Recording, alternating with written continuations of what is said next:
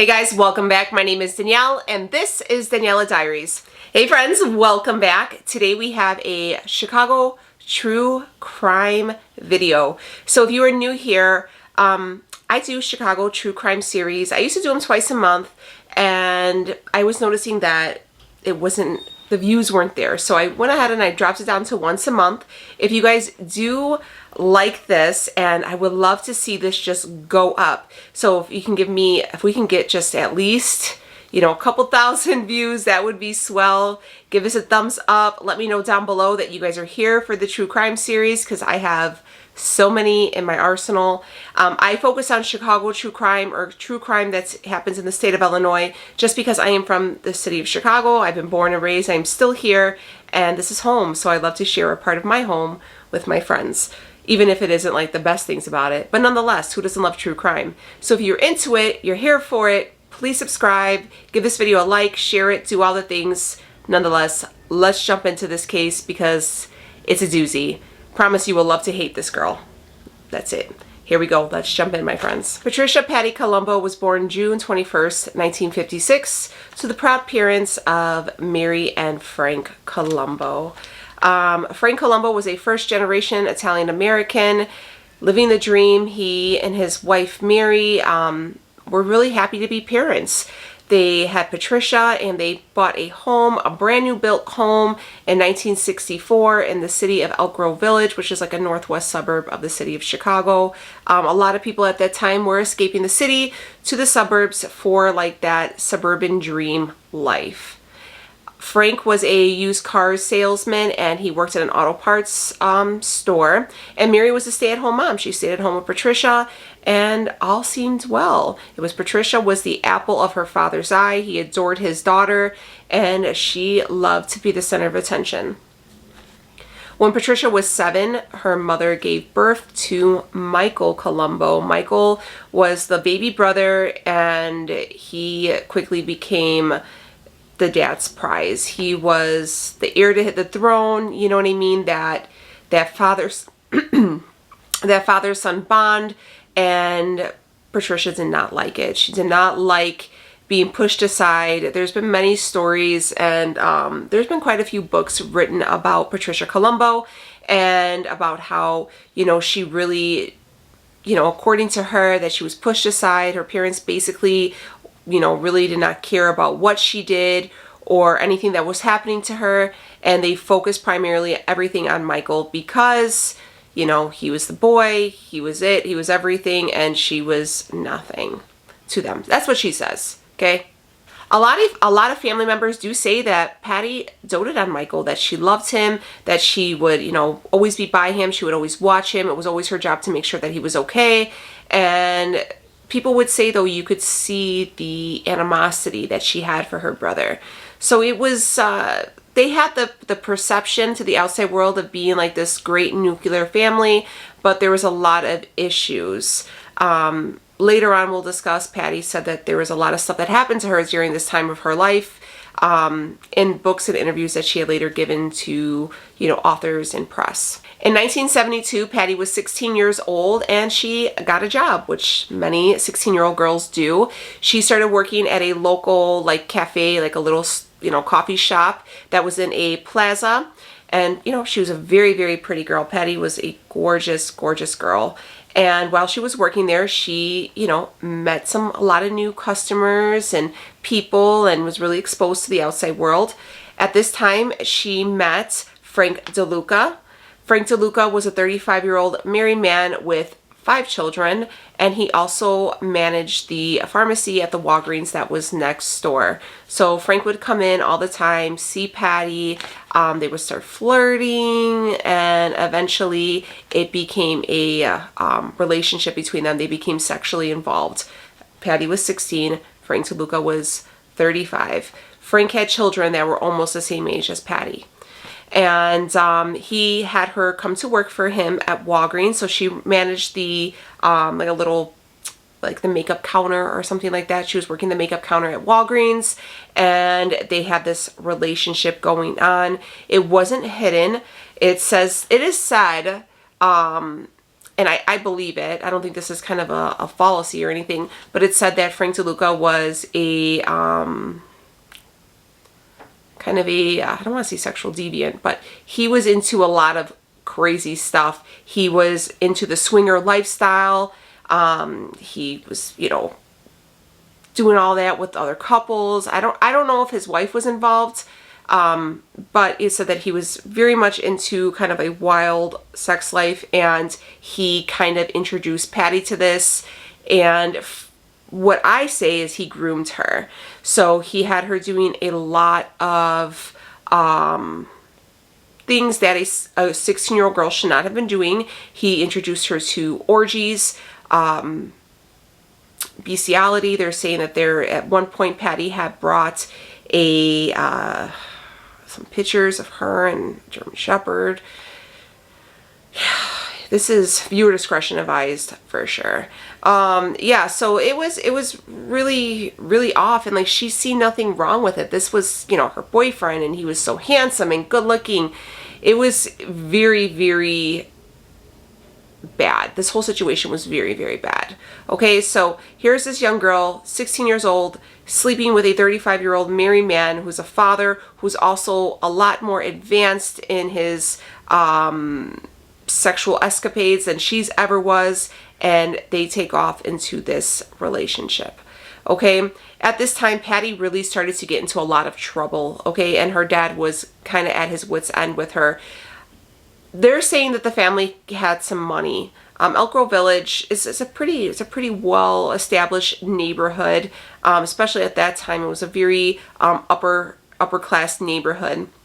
So Patty had gotten in trouble for some fraudulent charges with credit cards, writing bad checks, all the things, a lot of money issues, kind of a little bit of a petty thief, you know.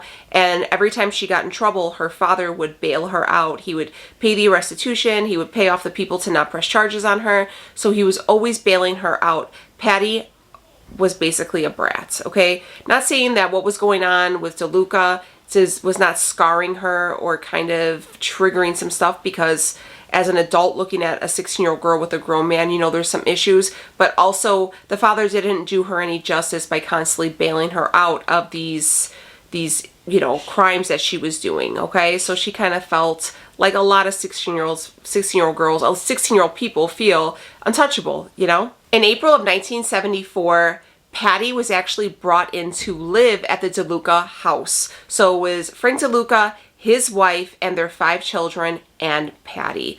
So you would think like, well, why didn't her parents kind of like see a red flag? Well, I don't think they did not know at this time about their relationship. And like most people would think, like, why would this man, nothing could be going on.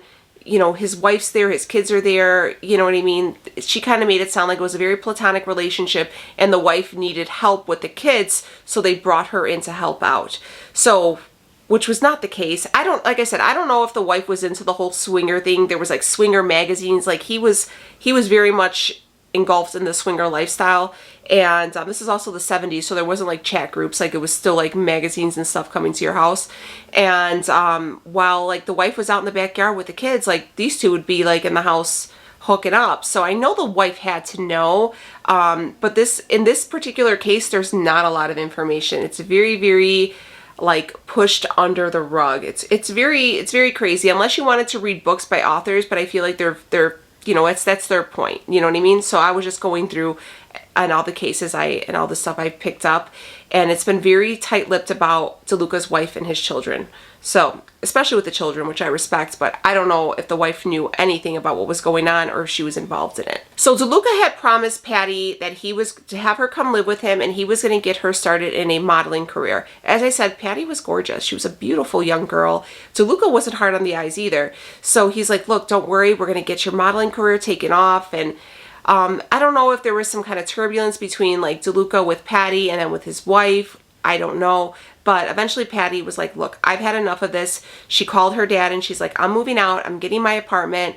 And at this point, the parents had started, I think, catching on to this relationship they had. I don't know if they know it was sexual, but I don't think that the dad really appreciated the hold that Frank DeLuca had on his 16-year-old daughter. Well, I think she was 18 at the time now, because they had already been in a relationship for quite a few years. So at this point, he's like, this isn't good. I want her to get away from this guy. So the dad was like, yes, if you want to get an apartment, I got you. I'll give you some money. We'll get it taken care of. Don't worry. Get out of that house. He was really, really happy, okay? So the dad had her in the apartment. She was there for a few months.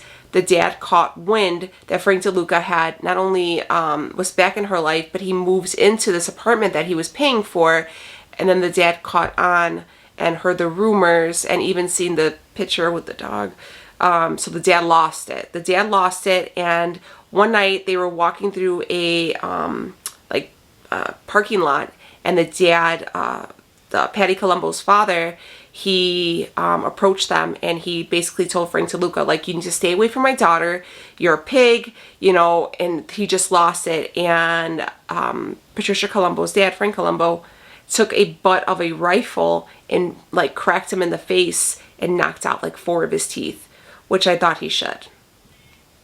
We, you know, as a parent, we all applauded Frank Columbo at this point for beating up this man, okay? So we're like, good for you, Frank. He needed them teeth knocked out. So you would think that Patty would be like, oh my God, no. She had her dad locked up. She had her dad locked up, had charges pressed against him. So the dad was like, look, you chose this man. You're doing these disgusting things. I'm no longer financially supporting you. That's it. You are cut off. We have disowned you. Nothing. Remember, they had money. So Patty was pissed. She was like, what do you mean? Like, you're going to cut me off? This was not going to happen. So Patty started going out on dates. From what I read, it sounded like Patty became an escort. I'm going to say this loosely. Or even slight prostitution. Not going to lie. Her friends would say, hey, we're going to go out and meet these guys. They might pay you, you know, are you in on it? And she's like, yeah, I'll go, but I have a boyfriend. They need to know I have a boyfriend, but I really need the money. So they went to this like little bar thing here. Again, Patty was beautiful, and they met these 2 young men. So Patty met two young men, Lonnie Mitchell and Roman Sabinski. I'm probably saying this wrong. And for some reason, they had like a gun on their hip. And Patty's young, and she's like, oh my God, why do you have a gun? And he's like, well, you know, I've been known to take care of some people's business for a good price. And she's like, oh, you have? And he's like, yeah. In reality, this guy was like a used car salesman, and the other one was like, he worked for the city. They weren't tough guys at all, but she bought on. They sold her a dream, and she was like, yeah, you do? Really? And she's like, have you ever killed anybody? And they're like, yeah, I did. I'm just like a hitman for the mob. Mind you, 70s Chicago, the mob is still very alive, okay? And she's like, oh, so if I would hire you to murder somebody, would you take the job? And they're like, yeah. She's like, okay, well, what's your price? And just picture this, okay? They're at like this smoky bar in the 70s, and it's the big 70s here, and everybody's smoking and drinking gin. And she's like, so what would be your price? And he's like, $20,000. And she's like, how about if I save up 2, but I'll sleep with you and your friend? And they're like, yeah, for sure. So that's what Patty does. Patty gives them $2,000 and sleeps with him and his friend. And she said, okay, I want you to kill my parents and my brother, but I would like for you to kill them before Christmas. And they're like, oh, for sure. Yeah, let's do it. So they're going about it, and she's like, I'm going to draw you a map. So she draws them a map of her parents' house. She tells them about her mother's jewelry. She warns them about their dog being a little bit of a barker, so they have to be careful. And she's like, Christmas, this is it. And they're like, yeah, for sure. And they're like, well, do you want anything? And she's like, no, all I need is a life insurance policy and my inheritance, and I'll be fine. And they're like, oh, okay. And she's like, and then I'll pay you $2,000, and then once you kill them, I'll give you the rest. And they're like, great, that sounds like a good idea. So she stays sleeping with these 2 men. They keep, you know, yeah, you got to keep us going. So Christmas comes and goes, and nothing happens. And she's like, hey, what happened? and they're like, you know what, my conscience got the best of me. I don't think I can do this. I mean, it was fun while it lasted, but we're gonna go ahead and he's like, I'm gonna head out, like SpongeBob in that meme. So that didn't go on. So she was pissed. So she's like, you know what? This isn't gonna happen. So she calls Frank, her boyfriend, and she's like, Frank, you're gonna have to help me. We gotta kill my parents. And he's like, all right, babe, no problem, for sure. And they make this big thing about how they're going to murder her parents and her brother. She's a real jerk. We hate her. Everybody raise your hand if they hate Patty right now. I do. And Frank. Let's add him on there. So May 4th, 1976, Frank and Patty, they roll up into their parents' house and they walk in, and the first person they see is the dad, is Frank Columbo. Frank Columbo is there, and he sees Frank Deluca and Patty walk in. Frank Deluca is holding a .32 caliber gun, and the dad turns around to run up the stairs, and Frank shoots him right in the back of the head. And then Patty decides that's not good enough. Patty goes ahead and takes a bowling trophy and bashes her father's head in. So, like, he shoots them and she brutalizes them, okay? So then they run up the stairs and they find the mom. The mom, Mary, is hiding in her bathroom, and I guess she figures out that it's Patty, and she stands up, and Frank comes up right behind Patty and shoots the mom right between the eyes. And Patty decides that's not good enough, and she slits her mother's throat. And that's it. While these two murders happened, Michael is now 13 years old, and Michael was fast asleep in his room, and he slept through everything. She could have left him, but she didn't. She walks into Michael's room, and she stands him up, and he's like half asleep, you know, like what's going on? And Frank shoots Michael in the head. And that wasn't the least of it. Patty took her mother's sewing scissors, and the real tiny ones, and she stabs him 87 times. So then they decide that's it. Before they walk outside the house, they increase the temperature on the thermostat to 97 degrees so the bodies would decompose a lot faster. They take the family car and they drop it off in the west side of Chicago, which is kind of like a rundown part of the city, to kind of make it seem like maybe somebody came out from out of the city to, you know, do this crime. And they take off, and that's it. The next day, Frank's at work at Walgreens doing his thing. Patty's living the grand old life. And yeah, they're good. 3 days later, a police officer actually pulls up to the Columbo family house to inform the family that their family car was found in the west side of the city, and wanted to know if they knew it was down there. The police officer comes to the door, and he notices like all the newspapers are kind of stacked up in on the grass. The lawn is looking a little overgrown, and mind you, this is a very upscale neighborhood, so everything was pretty pristine in the area.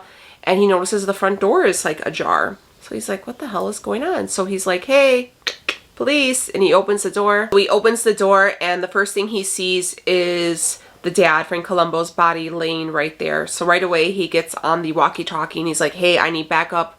We have a dead body in here. And he sees the dad's body and he's like, whoa. Okay, so he goes up the stairs. He finds Mary in the bathroom.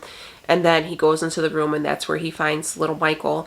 And the police officer said, and I read this and I thought it was so upsetting, that when he seen Michael's body laying there, he thought Michael had the measles because of all the so many red spots covering his body, but they were actually little puncture wounds from the scissors because she stabbed him so many times.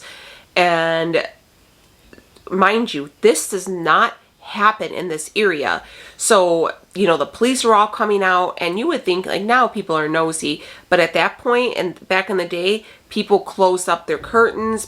Nobody was outside. People wanted nothing to do with it. Nobody would talk to the police. Nobody heard anything. It was mum's the word, okay? Like it was crazy for me, and I was like, no neighbor heard the gunshots, like nothing, okay? So initially they thought maybe this was like a home invasion, and maybe like some like drug addicts or gangbangers had came into the house and it was like a robbery gone bad. But Mary still had on her big diamond ring. There was nothing taken. The house wasn't really tossed up in any way. And so they were like, this doesn't make sense. Like, what happened? So they were doing some research, and then they found out that there was another child in the Columbo family. That where was Patty? So they found out that Patty didn't live at home anymore, and they're like, wow, she's so lucky she survived. So the police called Patty down to be interviewed at the police department, and what they said when she walked in was, and I remember this story, but they said that she came in her Fredericks of Hollywood attire. If you guys are old enough to remember Fredericks of Hollywood, Fredericks of Hollywood was like Victoria's Secrets, but it was like real saucy. It was that store you would walk by in the mall with your mom, and she would kind of like make you cover your eyes a little bit because it was like real, it was real saucy. And I mean, it was very risque. I mean, now it's probably okay, but I remember it being like, ooh, like you would blush when you would walk past, you know? So the fact that when the police called her to come in for a homicide, she decided to dress like that is like saying something. So the police sat her down and they were interviewing her, and they're like, you know, Patty, we want to let you know that we found your parents murdered along with your brother. And she was like, oh, really? And she didn't cry. She's like, and they're like, well, would you know? She's like, I bet you this was a mob hit. I bet you this was a mob hit because my dad ran a chop shop in the back of his auto parts store for the mob, and they probably did it. And then they're like, what? So I guess they said that they did some research and the dad wasn't connected to the mob. We're going to leave that alone. I don't know how this man had all this money just working at, I don't know, whatever, regardless. And then she said, it was probably some gangbangers. I bet you they like stole stuff and they ended up like going back to the west side of Chicago. And they're like, how did you know that's where the car was? Like, they were just kind of like suspicious, you know, like, this girl's suspicious. She was very flirty with all the police officers and just very, very saucy, you know, and they just had like a bad feeling about her. So they were like, you know what, let's see what's going on, okay? So a few days after the bodies were found, they ended up going through and having a funeral for the Columbo family, okay? And again, the police were kind of very suspicious of Patty, and they thought that she was really playing up the mourning for attention, but she really didn't care. So this is what they did. They had a really young, good-looking police officer go in as a just a regular person visiting as like a friend of the dad's, and he was good-looking. So he started flirting with Patty, and Patty bought it. She was flirting. She was real like, oh, okay, outside smoking, you know, trying to kiss him, being very sexual. All the while, Deluca's in the back, like pouting because his girlfriend's flirting with this younger looking guy. But then when the police came or when relatives came, she would toss herself on the casket crying about how she missed her family. But as soon as they walked away, she would stand up and then she'd be like, let's go outside and have a smoke. I need a cig. And so they were like, look, this girl is like, that's when they were like, she is, you know, she's one we need to look at. Definitely. This girl's problems. So the police ended up issuing a reward. They're like, hey, we would like to issue a reward for anybody to come forward with any information about the slayings of this family. One of Patty's friends came forward and they're like, hey, we know, I'm pretty sure it was the girl that went to the bar with her, and they never said though. And she said, we know that Patty tried to hire these two guys to murder her family, and she paid them and slept with them, but they didn't do it. So the police were like, oh, really? So they went to interview the guys, and Lenny and Roman were like, yeah, she wanted us to murder her mom and dad. Here's the map she drew of it. Here's all the stuff she gave us.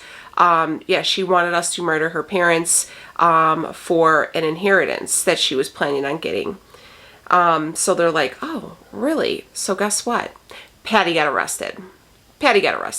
8 days after the murder, Patty was arrested for 3 counts of first-degree murder. Frank Deluca will be arrested eventually, but it will come months later throughout the investigation. The issue was there was very little physical evidence to implicate both of them in the crime. There was one bloody handprint on the actual car that they seen, and the thing is how they could figure it out was the handprint was missing an index finger. And they could tell that because, you know, you see it and it's like one thing's missing. Frank Deluca was missing that very same finger from a skydiving accident. Another piece of evidence was a hair of Patty Columbo's that was found on her brother. But at this point, they didn't have the scientific DNA to kind of link that.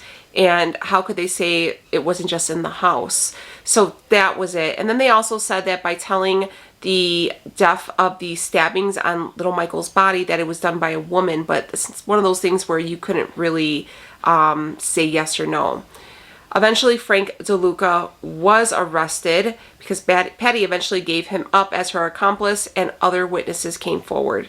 Basically, this whole murder trial was relied heavily on eyewitness testimony, and that's how they were going to get their conviction. So there were 60 witnesses, but the five of them were like the key witnesses. So there were 2 of them that were like the amateur hitmen. They were going to go ahead and be witnesses for the prosecution. And then 2 of DeLuca's co-workers, a man and a woman, both of which who were like part of their like sexual escapades, were going to go ahead and take the stand. They said that they had seen DeLuca outside after the day after the murder, outside of Walgreens, burning clothes that were full of blood. And he was like, hey, you say anything, I'm going to kill you and your family. And they're like, oh, okay. And then DeLuca went ahead and bragged that very next day at work about how he knocked that Frank Columbo's teeth out after he killed them. So now his teeth look like Frank Deluca's. Because remember, he knocked out Frank Deluca's teeth. And that was true. He did do that. So they were like, okay, how would they know that? And then one more witness was a cellmate of Frank Deluca's. His name was, what was his name? Clifford Childs. He was an inmate with DeLuca, who was actually his cellmate. And he offered, Frank Deluca offered to pay him $10,000 if he got rid of those 2 witnesses from work. And he ended up, telling on them and working for the prosecution. What was the nail in Patty's coffin was she sat down and told police that she had a vision of what happened to her parents and described the whole murder scene. Like everything. How many times that kid was stabbed, what he was stabbed with, where her mother was in the bathroom, what was she, everything. And they're like, what the hell? But she did it for attention. She said that she had this vision that came over her and she had to just talk to the police and tell them, like, this is what happened. Is this what happened? And they're like, girl, you did it. Why you playing? It took 2 hours for the jury to find them guilty. On July 1st, 1977, they were both found guilty of murder and sentenced to 300 years. 100 years per murder per person. In the state of Illinois, after 12 years, they do become eligible for parole. So every 12 years, they are offered parole every time. So it's not like 300 years without the possibility of parole. They're able to get paroled every 12 years. So they were both sentenced to 300 years and they separated and went to 2 separate prisons. You would think that would be Patty would probably get her life together. You would think wrong. In 1979, Patty made the news again. You want to know why? I'm going to tell you. Patty was in Dwight Correctional, which is a jail here. It's a maximum security prison for women. It's a maximum security prison, and she was in the women's ward. And Patty was a madam. She was running a prostitution ring in jail. She was really becoming a businesswoman. She was basically running a prostitution ring. She was, I don't know how to say it, prostituting out fellow inmates to security guards, visitors, whoever, and, making an income off of it. So this big ring was busted. She hit the news again, and yeah. Then she was eventually sent to another prison, and then after she was sent to another prison, supposedly now she's been like the model inmate. She received a bachelor's degree. She's helping other inmates. She's completely reformed. Patty has done numerous interviews. There's been 2 different books written about Patty, about her life. Patty has said that she was sexually abused by her godfather starting at 6 years old or 7 years old when Michael was born. And her family basically, because they were so busy with Michael, that they didn't see what was going on. And that was the reason why Patty started to act out. And I believe it. I believe it because it's just the telltale signs. You knew that something happened to her when she took up with this older man. You knew something happened to her when she was so easily manipulated. You knew something happened to her when bestiality, when all these when she was using her body as a tool instead of treating it as a temple. You knew that she was too over-sexualized for a young girl. So I definitely believe that she was abused. Absolutely. Frank Deluca is still in prison, getting old. They both were recently offered parole. I believe it was in 2017, and they were denied. They will continuously be denied. I don't think they're ever going to get out. Even though this case isn't one of the, one of the bigger known ones, this kind of happened. It was post-Speck. If you guys haven't seen my video on Richard Speck, he was a real sicko, and it was pre-Casey, John Wayne Gacy. So she was kind of right in there. The fact that she, killed her family. This is the funny thing about it. This is where it kind of the irony of it all. Patty had her family killed for money. She wanted to inherit she wanted her inheritance, and she wanted the life insurance policy. 2 days before that murder, her parents wrote her out of the will. Like, they wrote her out completely. So she never got anything. She will do some interviews kind of talking about her life and saying that, she's gotten better. She was a young girl. She is an older woman now. I don't know. Should she come out of jail? Do you think she learned her lesson? I don't know. I hate Patty. I hate Patty, and I hate Frank Deluca. I think he belonged in jail. It's just sick. This whole thing was sick. I'm not saying that she was a victim as well. Definitely, she was a victim of Frank Deluca. I think she was also a victim of her, whoever she said molested her. But she